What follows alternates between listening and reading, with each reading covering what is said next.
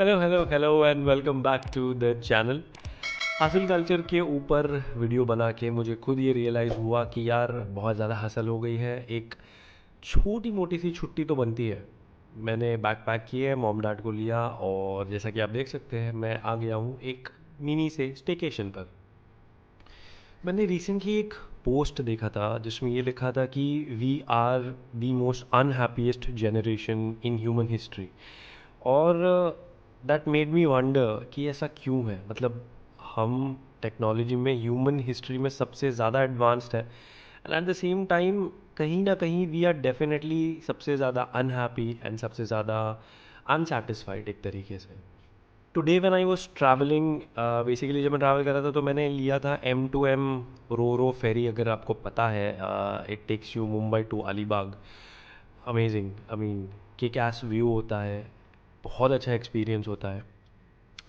सो जब मैं ट्रैवल कर रहा था I was thoroughly enjoying my self. मतलब मैंने ये डिसाइड कर ही लिया था कि फ़ोन वोन साइड में होगा, सारे इलेक्ट्रॉनिक्स एक तरफ होंगे, I just enjoy myself and I was trying to do that. But at the same time I couldn't help but notice कि बाकी जो लोग हैं, जितने भी लोग हैं from young to old and this includes even my own parents, these guys were not experiencing what was happening। मतलब वो जो व्यू था, वो जो ट्रैवल था, वो उसको एक्सपीरियंस नहीं कर रहे थे। वो बस उसको कैप्चर करने के पीछे पड़े थे as if it's their job.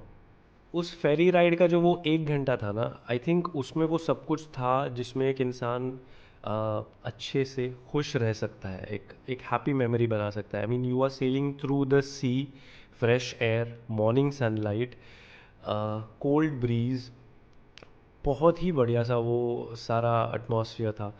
लेकिन फिर भी फॉर सम रीज़न हम बस अपने फ़ोन में लगे थे, मैं नहीं, बाकी सारे फ़ोटोज़ क्लिक कर रहे हैं, वीडियोज़ बना रहे हैं।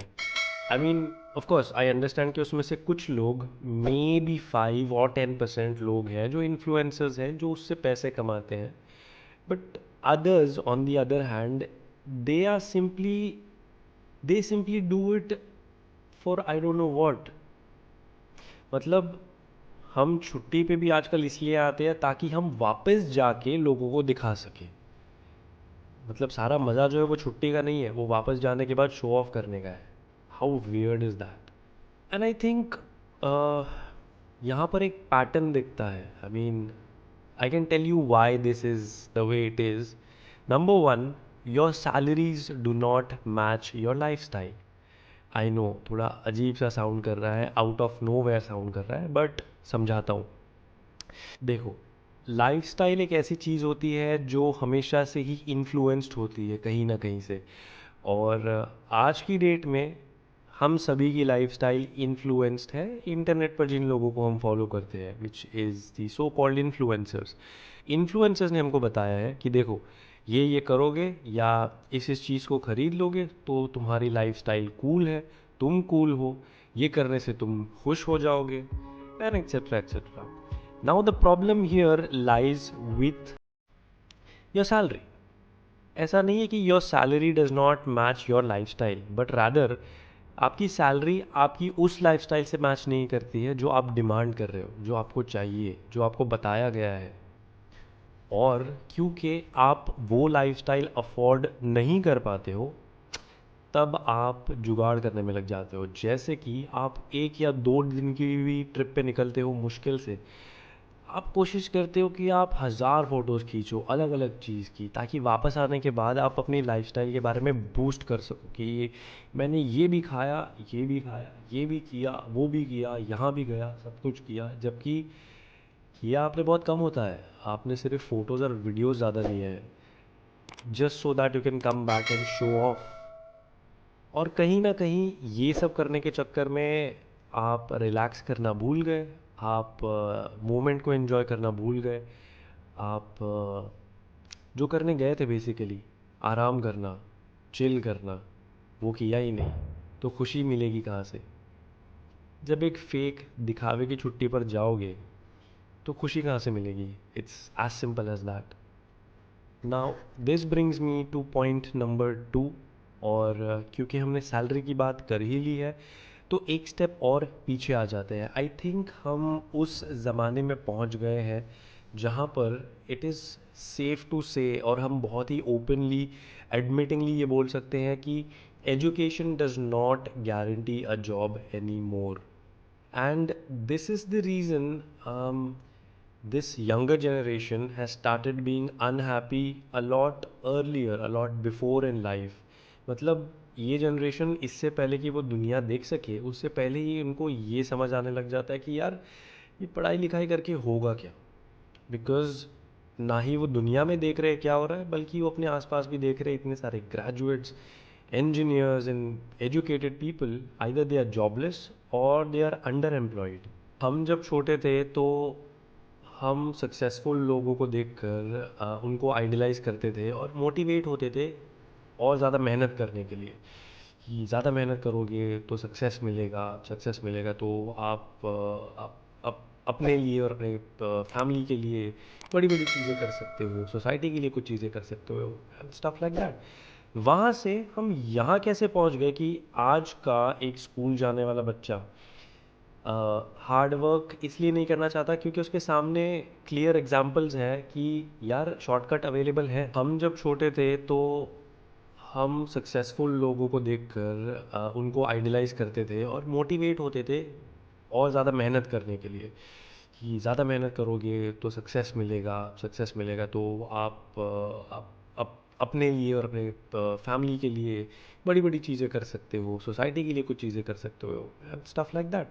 वहाँ से हम यहाँ कैसे पहुँच गए कि आज का एक स्कूल जाने वाला बच्चा हार्ड वर्क इसलिए नहीं करना चाहता क्योंकि उसके सामने क्लियर एग्जांपल्स हैं कि यार शॉर्टकट अवेलेबल है। Now I am not going to name and shame anybody, जिसने जो भी किया है वो किया है। कुछ लोगों की मजबूरी थी, कुछ लोगों ने बहुत ही सोची समझी स्ट्रैटेजी के साथ किया है, और कुछ लोगों के साथ बस हो गया।